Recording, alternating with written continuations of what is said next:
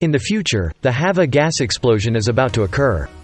Right now, a space door opens behind Muduk's house in the past, emitting a dazzling blue light, as if wanting to swallow everything inside. Two wizards in white robes are there, immediately sucked in and transported to the year 2022 in a gym, both bewildered, not knowing where they are, unaware that the Hava explosion is about to erupt outside. Ian has almost lost consciousness when parasitized. Can Gard and Maruk successfully return to the future to prevent the explosion, saving humanity and Ian? Let's follow the most spectacular blockbuster of Korean cinema this year together. In 2022, a mysterious extraterrestrial force invaded Earth, bringing with it mysterious parasitic creatures attacking humans, embedding into their brains, and then imprisoning them, frightening parasites in the human mind, of which they are unaware, continuing to live and work as usual. Gard and AI Thunder have the task of monitoring these parasitic prisoners. Unfortunately, the leader of those prisoners has escaped, releasing a gas called Hava, which quickly spreads across a large area of the city, killing many innocent people, and freeing the prisoners within their bodies. The leader's goal is to fill the Earth with this Hava gas, liberating all prisoners and taking over Earth. In a desperate moment, Gard risked using a divine sword to open a space gate, then driving, taking two prisoner leaders along, traveling through time to the past. Unfortunately, Ian was also transported and trapped here. Jajong, the deputy leader, fell on the edge of a stream. A kind doctor took him in for treatment, but instead of gratitude, he killed the owner of the tavern. Then the tavern owner's disciple attacked. He used his spikes to injure and blind both eyes, then he arrogantly declared that he would take over the tavern. As for the other leader, he fell into the forest. The host was severely injured and dying, so he decided to take over the body of a nearby boy. At that moment Gard appeared and shot the leader. He was injured and fell, then ran away elsewhere, unexpectedly encountering the innocent Ian and parasitized her. Then the boy met Gard, who transferred all the nano armor to him. 10 years later, the boy, now named Maruk, raised by two wizard couples, due to his innate intelligence combined with the power of the nano armor in his body, Maruk appeared very strong and had extraordinary abilities. But because he couldn't control his powers, people often mistook him for demonic because of his strange actions. The monsters led by the deputy leader are frantically searching for the divine sword. Two wizards, and Maruk fight back hard. In the chaos, Ian took the opportunity to grab the divine sword. Her wish is to find the spaceship and robot Thunder, to return to the future together, fighting against the aliens and the Hava gas explosion. In the bustling market, she asked about the whereabouts of the spaceship.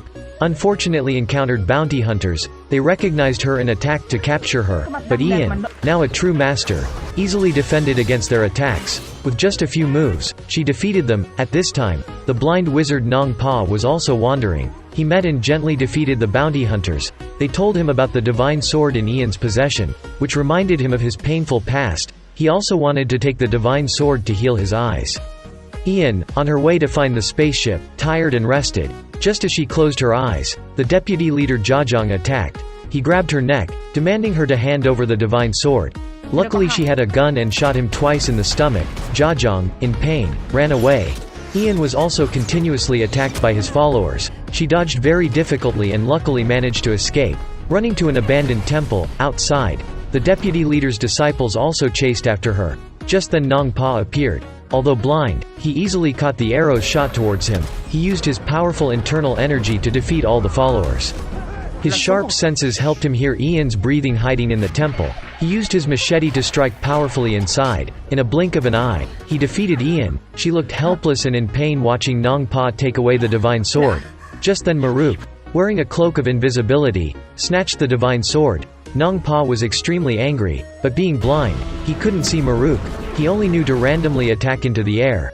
Maruk cleverly hid in a corner. Learning all of his moves, in just a moment, he could counterattack and flee with Ian in the cloak of invisibility.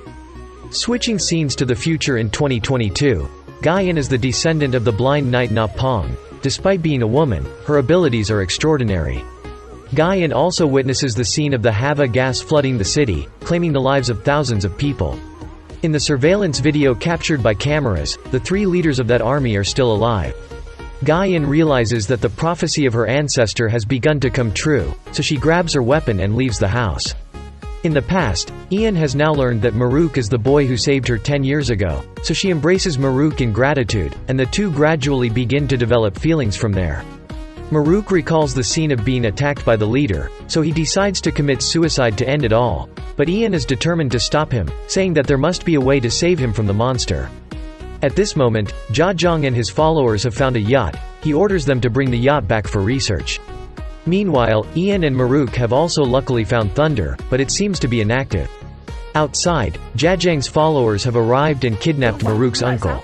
His two protectors fought bravely to protect him. One of them was injured by an arrow. After Maruk returns, it's too late. One of them breathes his last and dissolves into nanoparticles, entering Thunder and causing it to start signaling again. They need to go to Jajang's hideout to save Maruk's uncle, but little do they know it's a trap, and the blind wizard is waiting for them. Suddenly, a terrifying monster on the ceiling attacks. Maruk drives it away with his dark aura, but once again loses another protector. His body also dissolves into nanoparticles. The monster continues to attack Ian wildly. The blind wizard tries to fend it off with his sword, but it's ineffective. It still manages to take the divine sword away. The wizard tries to retrieve it but fails. Maruk runs to help but gets stabbed with the divine sword by the creature, aiming to awaken the leader inside Maruk, but unexpectedly, the leader is within Ian. Seeing Maruk injured, she rushes to pull out the divine sword, accidentally injuring herself. She remembers all the past being attacked and invaded by the leader. She hurriedly tries to use the gun to commit suicide, but the monster stops her and prevents her from dying in a blink of an eye. At this moment, Ian is almost unconscious, grabbing the divine sword and preparing to return to the future.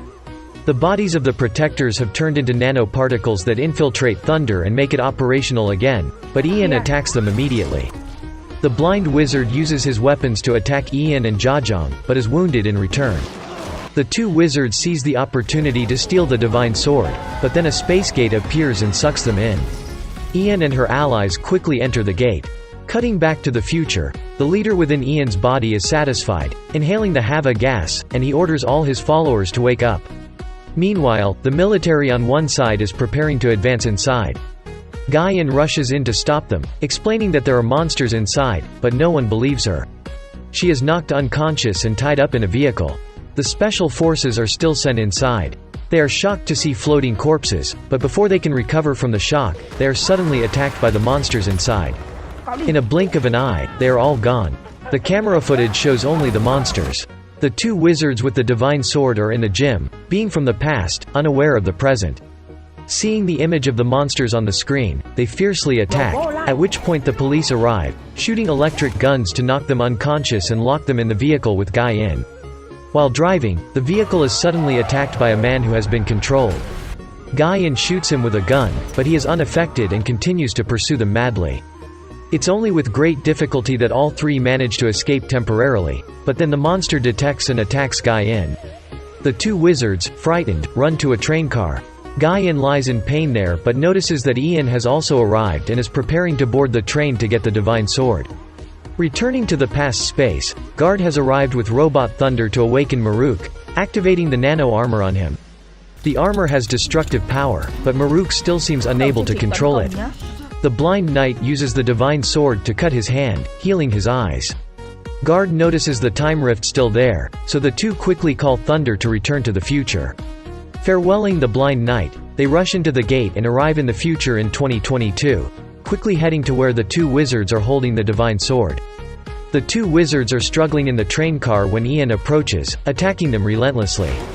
Although they have magic, they are almost useless against the power of the leader within Ian. The spikes attack, breaking through all barriers. The wizards quickly use their magic to create decoys to fight while they escape, leaving the decoys behind to hold off Ian while they flee. They try their best to pull down the monster but fail. Above, the monster attacks the two wizards and Guyan, who are still desperately searching for them. Just then, Guard and Maruk arrive at the place of the attack. While Maruk tries to get into the train to save the two wizards, but being inexperienced, he falls off the train. Madly, Maruk reactivates his armor and rushes after them. On the train, Ian finally finds the two wizards, attacking the male wizard and taking the divine sword. Just then, Maruk appears, but before he can do anything, he is attacked by a monster, piercing him with spikes. Maruk, using his remaining strength, advises Ian to be strong and regain consciousness, but the monster has infiltrated Ian too much. With no other choice, Maruk transfers all the armor on himself to Ian. With the armor, the monster begins to be drawn out of Ian's body. Just as success seems near, the deputy leader suddenly appears, attacking and obstructing them. It tries to pull the armor's core out, but Guard rushes to attack it, but it's too late. The monster leader, following the spikes of its subordinate, begins to merge with it, creating a new, immensely powerful monster, causing the train to be completely destroyed, chaos reigning. Coincidentally, this is also where the Tyrant's spaceship is docked, preparing for an explosion in 6 minutes to release a massive amount of Hava gas to destroy the Earth. The deputy leader is their fighting guard, easily defeating him with one strike. At the same time, the leader completes the merging, becoming extremely ferocious, advancing to attack Ian, using the spikes to squeeze and crush her. Suddenly, a car appears, ramming straight into the monster leader, and a large iron scaffold collapses onto the monster. It's Guy-In who has appeared, wielding the sword left by her ancestor. Then the sword strikes the leader. It turns out that in the past, the blind knight saw everyone time traveling to the future without weapons, so he rewrote his will for his descendants in 2022, including various weapons: a sword, a mirror, a fan, and a red talisman. Maruk, Guy-In, and the two wizards each take a weapon, gathering together to prepare to fight the monster. The male wizard uses the fan to create a large gust to blow away the monster. Meanwhile, Ian is healed by the nano armor nearby. Thunder observes from afar, feeling the chances of victory have greatly increased. Guard tells her to try to stab the divine sword into the heart of the spaceship. That's the only way to end the explosion. The monster also knows this and tries to stop Ian, while Maruk and the group try to help her, giving Ian time to reach the spaceship. The female wizard uses her sword to enlarge her fist and attacks the monster, while Maruk uses his sharp sword to stab into a building, and the remaining male wizard uses his magic to create many doppelgangers attacking the monster from all directions. The female wizard enlarges her hand to attack, but is pierced by the monster's spikes. The monster leader crazily chases after Ian, but she cleverly dodges and gets closer to the spaceship. Unfortunately, she is caught by it, and Maruk flies over to support Ian with his sword. However, both seem to be no match for it and are quickly subdued by the spikes. Luckily, Guard appears in time to cut off the spikes, saving Ian. Ian quickly continues running to the spaceship, with only a moment left before it explodes. The monster leader still crazily attacks, trying to stop her. The female wizard enlarges her mirror and, in coordination with Guy-In, uses the sword to defeat the monster. Ian has now reached the spaceship, hurriedly thrusting the divine sword into its core. The monster, using its remaining strength, tries to use its spikes to stop the sword from stabbing into the heart of the spaceship. But Maruk appears just in time, using his sword to cut off its body, helping the divine sword successfully penetrate the core of the spaceship, preventing the explosion, and successfully saving the Earth. The monster, now split in two, escapes to the ground, wanting to possess a new host, a little girl at a nearby house. Urgently, Maruk rushes to protect the girl, while Ian uses her armor to subdue the monster, trapping it in a crystal. But because the monster is too powerful, it quickly breaks free from the crystal. Knowing that they can't control the monster for long, Guard suggests taking it and its minions into space, where he will sacrifice himself with a final attack to stop them. Finally, the incident comes to an end. Everyone begins to say goodbye to return to their own timeline. Before the space door closes, the wizard couple are the first to return. Maruk and Ian, who haven't had a chance to say goodbye, witness Maruk being sucked into the gate, leaving Ian with a look of regret in her eyes. Above, Guard pilots the spaceship, sucking all the toxins out of Earth's atmosphere. As Maruk returns to his timeline, he sees another space gate opening. Without hesitation, he jumps in and returns to the future. Will he meet Ian again? What challenges lie ahead for them? We'll have to wait and see in the next parts of the movie. Thank you all for joining me. If you enjoyed it, please like and subscribe. See you again in the next videos.